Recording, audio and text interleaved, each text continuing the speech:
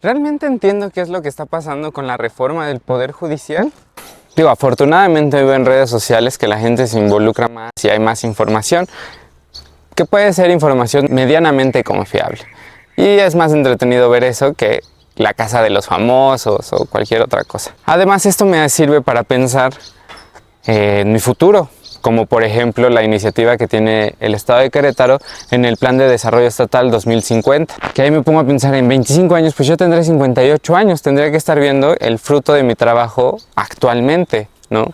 ¿Cómo quiero que sea mi estado o mi entorno, sea que viva aquí o no? Pues son cosas que tal vez no entiendo, como por ejemplo la privatización del agua, ¿no? ¿Por qué en Querétaro se privatizó el agua? Y una diputada de Morena dice que se está llevando un delito o se está infraccionando la Constitución por la privatización. Entonces, si yo reviso la Constitución, artículo 27, pues dice que sí podemos privatizar el agua siempre y cuando tenga una utilidad pública, porque de ahí emana la ley de aguas nacionales, que nos dice en el artículo primero que esta ley se encarga de supervisar, controlar y gestionar como las empresas que pueden privatizar el agua o los recursos naturales. O sea, realmente las personas que deben de defendernos pues tienen que ser personas que vivan en nuestro entorno, que podamos conocer, que entiendan qué es lo que vivimos cada día. Pero realmente, ¿cómo yo podría entender si los cambios en esta nueva reforma judicial son buenos o son malos? La única forma en la que yo conozco de cómo interpretar si las cosas están avanzando, hay un progreso o realmente pues no se está teniendo avance es por medio de datos e indicadores. ¿Pero qué es un dato? Que en el año 2020 había 126 millones de mexicanos. Al final no nos da más información como cuál es el porcentaje de hombres, cuál es el porcentaje de mujeres, los rangos de edades, no nos da esa información.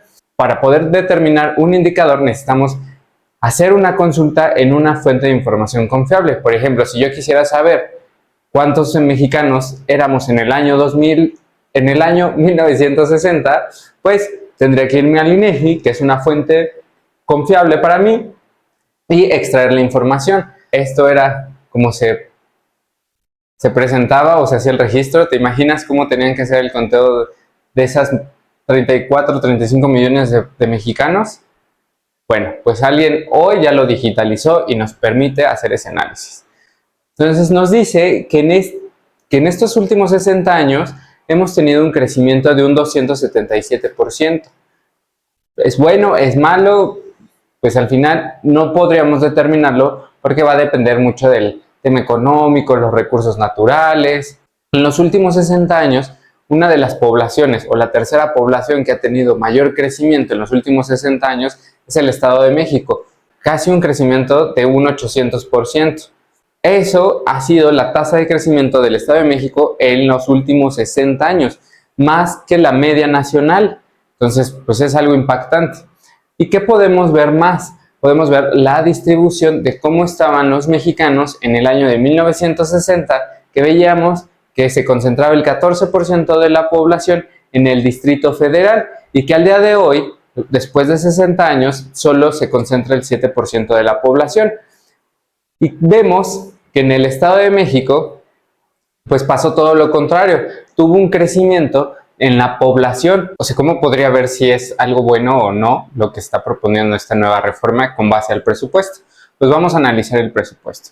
Si yo considero que que de este presupuesto las aportaciones que se van a las entidades federativas, como el Estado de Querétaro, que tiene como prioridades tema de cultura, educación, deporte, y que hoy tiene un presupuesto de 62,000 millones de pesos, con aportaciones federales de 16,000 millones de pesos. Uno de los estados que tiene mayor aportación de las entidades federativas es el Estado de México, con 100,000 millones en aportaciones, donde ahí vive el 14% de la población.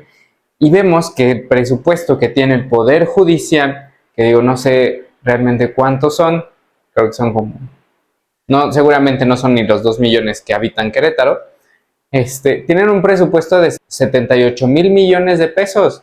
Entonces, pues ¿es justo o es injusto?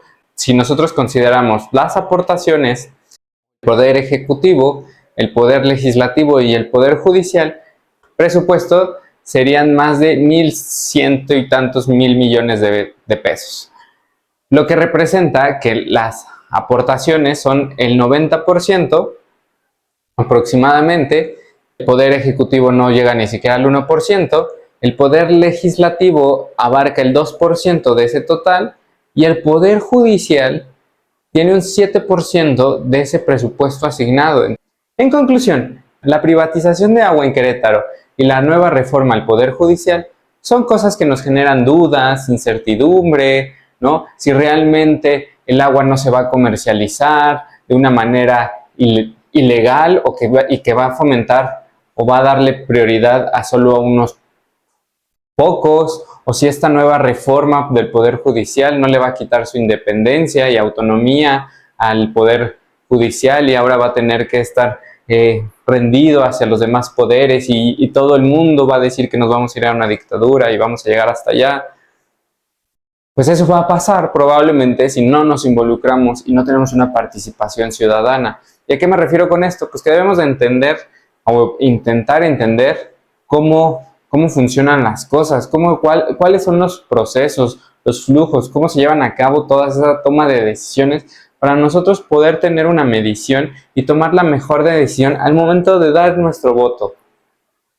Por eso te invito a que participes en este canal de datos abiertos y que si aún tienes dudas acerca de cómo se puede entender el presupuesto, pues te invito a que te unas a las mesas de trabajo de cómo entender el presupuesto con datos, donde vamos a ver cómo usar herramientas de Excel para poder crear dashboard, visualizaciones, modelos financieros, todo eso que nos permita tener un pensamiento más crítico al momento de tachar la boleta y poder tener una democracia sana en nuestro país.